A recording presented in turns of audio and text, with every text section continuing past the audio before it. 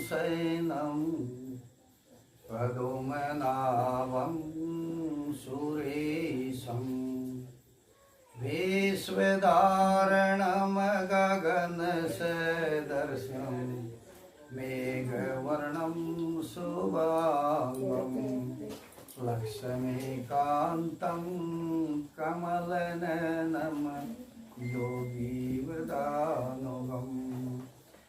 वन्दे विष्णु भवभयहरणं सर्वलोकैकनाथनं गुरु ब्रह्मा गुरु विष्णु गुरुदेव महेश्वरं गुरु साक्षात् परब्रह्म तस्मै श्री गुरुवे नमः। तुमेव माता च पिता तुमेव बंधु च सखा तुमेव विद्याधर्मिणं तुमेव सर्वमं देवं। सर्वप्रथम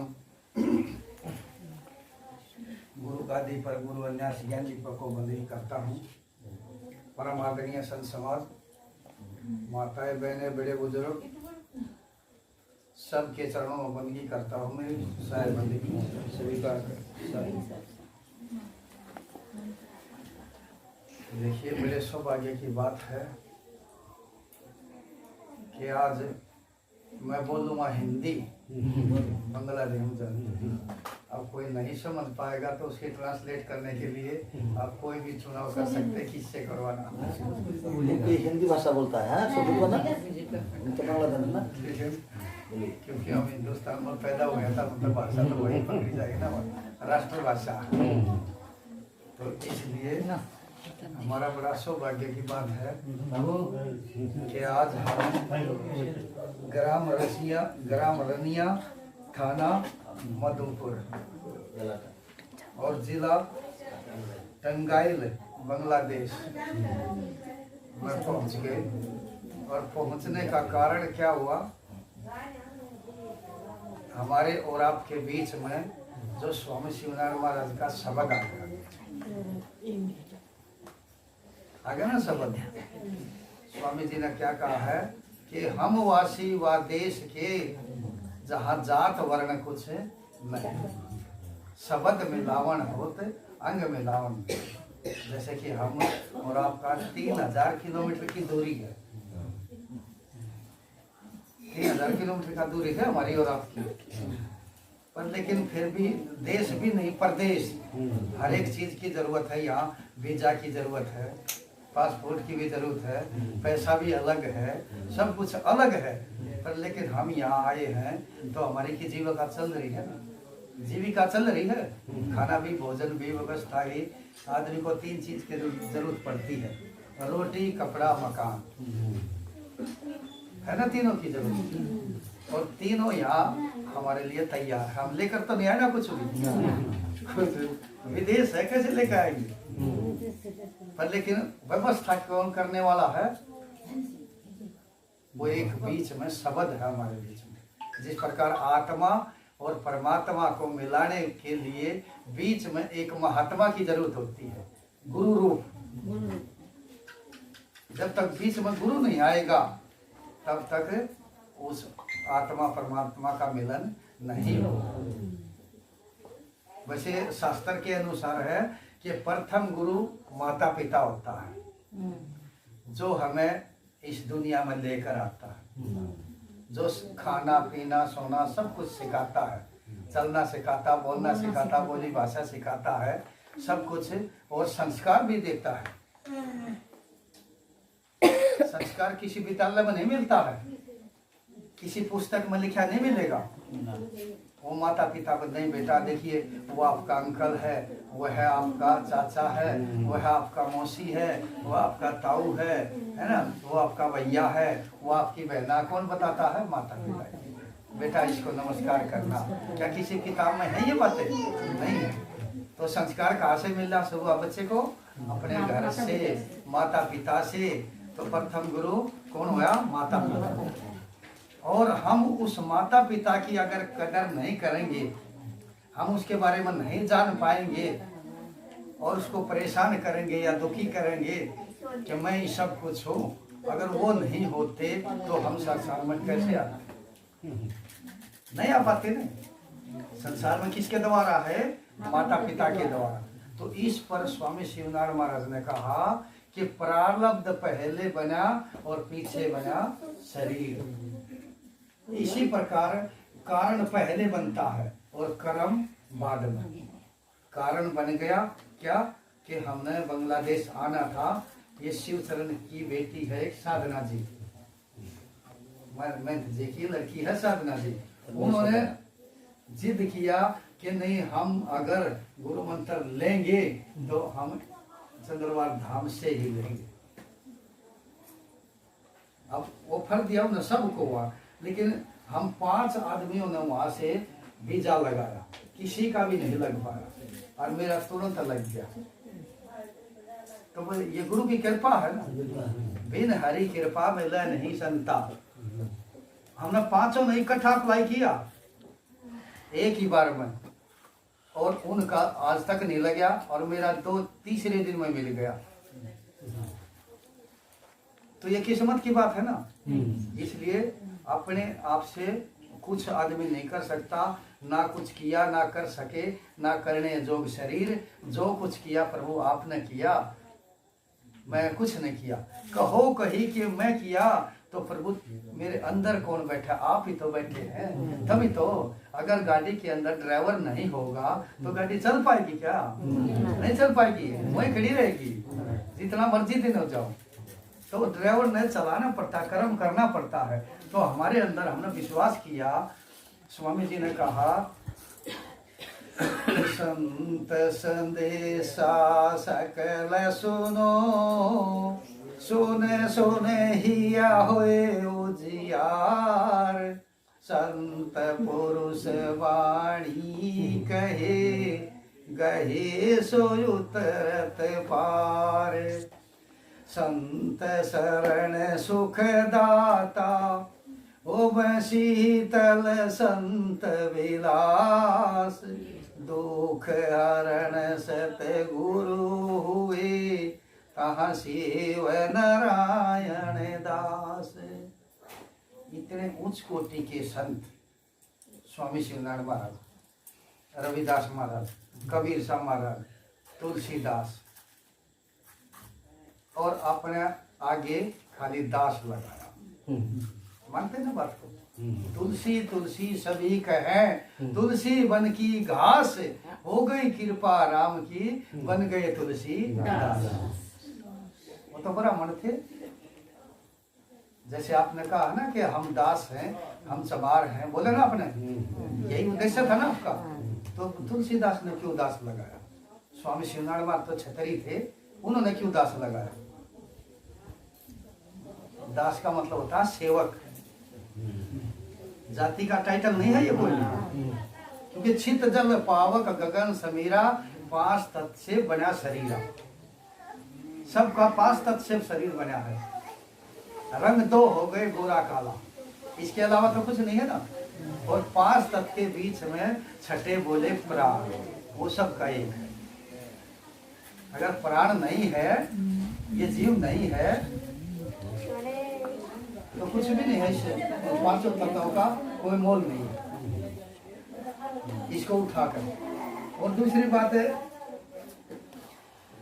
कबीर साहब ने क्या कहा कि जात ना पूछो साधु की, पूछ लीजिए ज्ञान। जाति ना पूछो साधु से, पूछ लीजिए ज्ञान। और मोल करियो तलवार का, पड़ी रहने दो म्यान। जिसके अंदर जो जैसे बैग होता है, बैग के अंदर वो तलवार होती है ना, काम तो उसी ने करना है ना। ऊपर वाला कवर तो कोई काम नहीं करेगा ना। तो हमें जरूरत किसकी है? कवर की।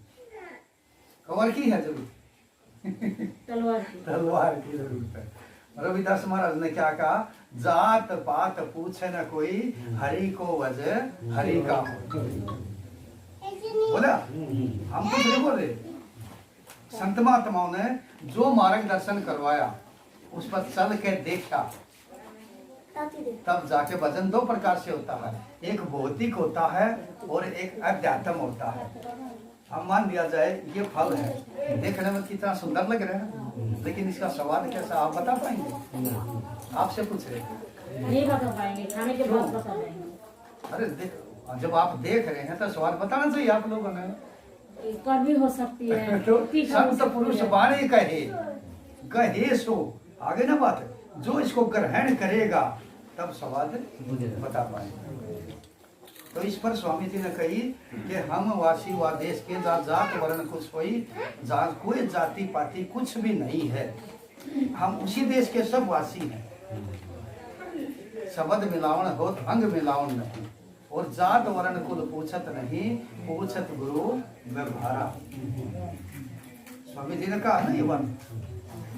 इधर सबरी का नाम सुना होगा आप लोगों ने। अछूत थी ना, छोटी जाति से थी, लेकिन राम उसके पास क्यों गया? वो तो जातिहीन थी। राम सबरी के पास गया है ना, ये तो मानेंगे ना। उसका जूठा बेर भी खाया है।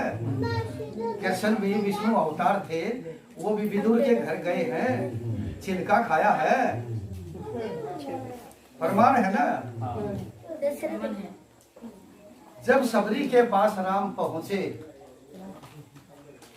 तो सबरी ने कहा कि हे विदेह स्तुति करहु तुम्हारी, अदम जात में जन्म किनारी।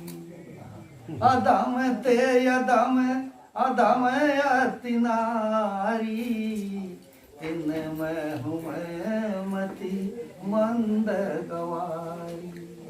हे प्रभु, आप मेरे दरवाजे पर आए, जवानी से मबूदी हो गई इंतजार करते करते, लेकिन बहुत देर आपने कर दी और आप आए तो मैं आपकी कैसे मैं स्तुति कर सकती हूँ? किस प्रकार मैं? क्योंकि मैं तो बहुत छोटी जाति हूँ, मुसहर एक जाति है, मैं तो उस जाति से हूँ और जातिहीन हूँ। प्रभु मैं कैसे स्तुति करूँ? अधम ते अधम अधम अति नारी, के अधम से भी अधम, सबसे छोटी से छोटी जाति से, और मैं तीन में हूँ, मैं मति मंद गवारी। प्रभु मैं तो विद्या की हीन भी हूँ, मैं पढ़ी लिखी भी नहीं हूँ। कोई शास्त्र भी पढ़ लेती तभी ज्ञान हो जाता, लेकिन वो भी मेरे पास नहीं है, विद्या की हीन हूँ, कैसे स्तुति? तो फिर राम बोलते हैं, कही रघुपति सुन बामन माता, मान हूँ एक भक्ति करनाता। जात पात कुल धर्म बढ़ाई। क्या बोला? जात पात कुल धर्म बढ़ाई, मान प्रतिष्ठा के लिए। धन बल परिजन गुण चतुराई। शिवरी को समझाया कि देखिए बेटा, हमने कोई कुछ लेना देना नहीं है, आप किस जाति से है क्या है, लेकिन आपने भाव है, हम भाव के भूखे। भगवान धन का भूखा नहीं है, भाव का भूखा है। जिसके पास भाव है उसी के पास भगवान है। दया, दया धर्म का मूल है, पाप मूल अभिमान, और तुलसी दया मन छोड़िए जब लगट में प्राण। इधर कबीर साहब ने कहा, जहाँ दया तहाँ धर्म, और जहाँ लोभ तहाँ पाप, जहाँ क्रोध तहाँ काम, और जहाँ अक्षमा वहाँ पर वो खुद आप। तो उपदेश में स्वामी जी ने कहा कि करता सब गुणकार का, गुण कारण भाव बार, सृष्टि सवारन चार फला, चाल चलन व्यवहार। चर्चा जाकी जो सुने, रहे 84 से बात, गुरु बिन से ना पावही, बिन गुरु मिलत नहीं साच। कर्ता सब गुणकार का, गुण कारण भाव भार, सृष्टि संवारने के लिए कितने फल की जरूरत है? 4। चाल चलन व्यवहार। अब चार बनाओ, इसका कैसे बनेगा? चाल चलन व्यवहार बोला ना, चार भी बोला है, लेकिन ये तीन आ गई। चार सौ बराबर तीन है। तीन आ गए ना, तो कैसे मिलेंगे वो चार बेटा?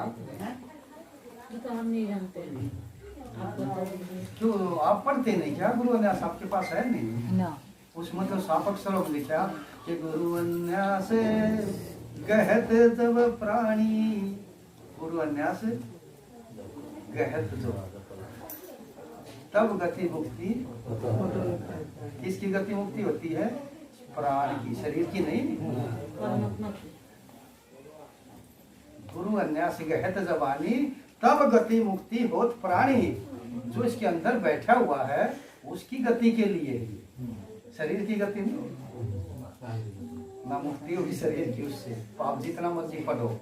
आत्म कल्याण जल में मेन प्यासी, मोहे सुन सुन आवे आसी।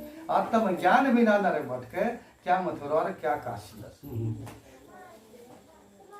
कितना गंगा में स्नान करो, मथुरा में जाओ या काशी में जाओ, आप शरीर को साफ कर सकते हैं, लेकिन आत्मा को अंतःकरण जब साफ होगा तो वो एक शब्द के द्वारा होगा। और उसकी पहचान होती है, जिस प्रकार पहचान कैसे हो गई, जिस प्रकार एक बच्ची की शादी नहीं हुई है और वो जाएगी, बाजार में गई है, और एक उसके साथ में शादी वाली बच्ची है, दोनों इकट्ठी गई है, लेकिन जिसकी शादी हो गई उसकी तरफ आदमी देखने में खतरा मानेगा ना, और जिसकी शादी नहीं हुई है उसकी तरफ गौर से देखेगा। कारण क्या है? क्योंकि उसके पास एक पहचान नहीं है, एक सिंदूर की। मंगलसूत्र की सिंदूर। मंगलसूत्र तो खैर ढक भी जाता, लेकिन सुंदर तो सिंदूर तो सामने दिखाई देगा, एक टिक्की और एक सिंदूर। उसको पता लग गया कि इसकी पहचान सिंदूर है, ये किसी की अमानत है, ये किसी की अमानत है। नहीं नहीं, इसको हम नहीं देखेंगे। आंखें बोल देती हैं, उसका मन बोलते नहीं, ये आंखें बोल देंगी कि ये हमारे देखने के लायक नहीं है, कि किसी दूसरे की अमानत है। और एक बिगड़ सिंदूर की उसकी कोई मालिक नहीं है। वहां पर इसी प्रकार एक पहचान होती है गुरु के शब्द की। बिना ब्याही लड़की को अगर बच्चा पैदा हो जाए, होगा सिस्टम से, लेकिन उस बच्चे को कोई नाम देगा? पूरी दुनिया में घूम लेना, उस बच्चे को कोई नाम नहीं देगा। वो धन से भी नहीं मिलेगा, जमीन से भी, किसी तरफ भी कोई तैयार ही नहीं होगा कि ये बच्चा मेरा है। उस माँ का कोई दोष नहीं, सिस्टम से है। पर लेकिन नहीं, अगर वही लड़की एक पुरुष के साथ जुड़ जाती है, उसका रिश्ता बन जाता है, शादी बन जाती है, तो उस बच्चे को पटना मिल जाता है, हो जाता ना। ठीक इसी प्रकार गुरु, इस आत्मा का जो पति होता है वो शब्द होता है। शब्द पति जब मिल जाएगा इसको, तो ये जितना भी तीर्थ व्रत जो भी करेगी, चाहे थोड़ा करो, उसमें भी पुण्य लगेगा। और जब तक ये गुरु की शरण में नहीं गई है, यानी कि इसको शब्द पति नहीं मिला है, तो तब तक ये जितना तीर्थ व्रत कोटिन करे, लेकिन कोई लाभ नहीं मिलेगा, कोई रास्ता नहीं मिलेगा। जिस प्रकार स्वामी शिवनारायण महाराज ने एक कामनी खंड लिखा है गुरु अन्यास ज्ञान दीपक में, वो मने अंधेरा, रू मने रोशनी, गुरु अन्यास जिसका कभी नाश नहीं होता। तो कामनी खंड है, उसमें लिखा कि करता रंग बहुत परीति से, बहुगत कर्म लीलार, फिर नहीं आवत जात से, जब पिया से बनत करा। माता पिता अपनी बेटी को जो काम सिखाते हैं, उसमें माता पिता का कोई स्वार्थ है? कोई स्वार्थ नहीं है, वो उसके आगे के लिए सिखाया जाता है। कल को मेरी बेटी ने दूसरे घर जाना है, परिवार में दूसरे में जाना है, क्योंकि नारी जो होती है वो दो कुल को, दो परिवार को पार उतारती है, एक पिता के घर को और एक पति के घर।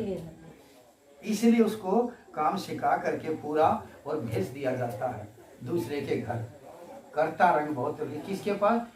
पिता के द्वारा वो अपने पति को पा जाती है, पिता के द्वारा।